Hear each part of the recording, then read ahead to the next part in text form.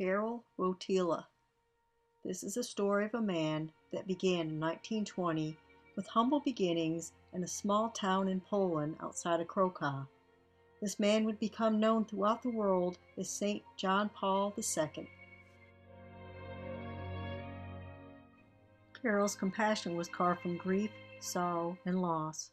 He had lost all family members by the time he was 21. His mother died when he was 8, his brother when he was 12, and his father when he was 21. He had also lost a sister that had died as an infant before Karol was born. Karol was born during the war between Russia and Poland. War for Poland was part of life. Invasions from surrounding countries was epidemic. Poland was once the largest country in Europe. It is now the size of New Mexico. Those wars changed the culture of Poles. They were tired of the devastation that war leaves behind. World War II was especially devastating to Poland. Most of the Jews were rounded up and thrown in the ghettos, then taken to concentration camps. Death was a daily occurrence, not only for the Jews, but for anyone trying to help a Jew. If you were spotted giving food to someone in the ghetto, you would be shot on sight. All of Poland suffered, including Karol. They had all lost friends, family, and loved ones. Even with war all around, Karol's religious life started at birth when he was baptized as a Catholic. He received his first Holy Communion at 9 and his confirmation at age 18. Due to the German occupation of Poland, the universities, seminaries, and cultural venues were closed, so Karol entered the underground seminary, then founded the Rhapsody Theater, which was part of the Polish Cultural Resistance Program. He felt he had a calling to theater, but God's calling took precedence over the theater. He was ordained to the priesthood in Krakow on November 1, 1946. He held positions in Poland and in Rome.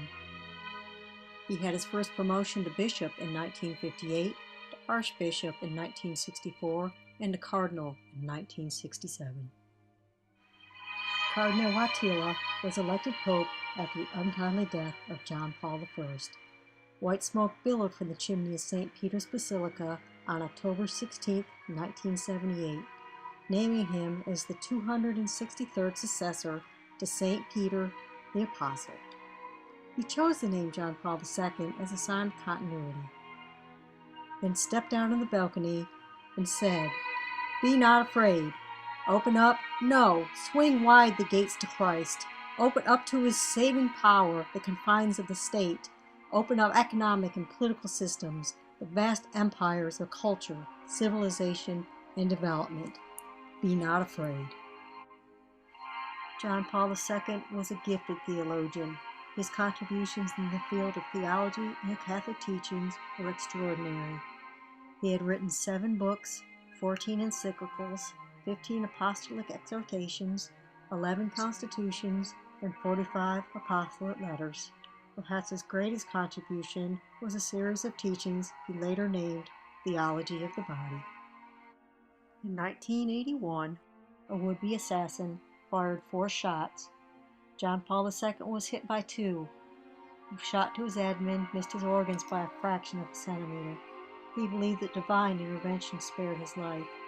He forgave his shooter 4 days later and left the hospital fully recovered 3 weeks after that.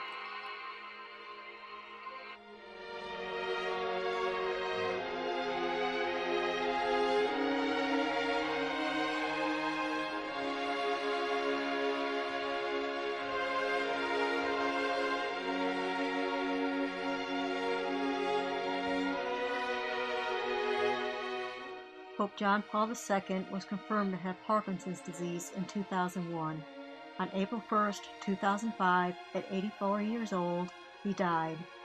After the audience in St. Peter's Square heard of his death, they started chanting, "Sainthood now, sainthood now."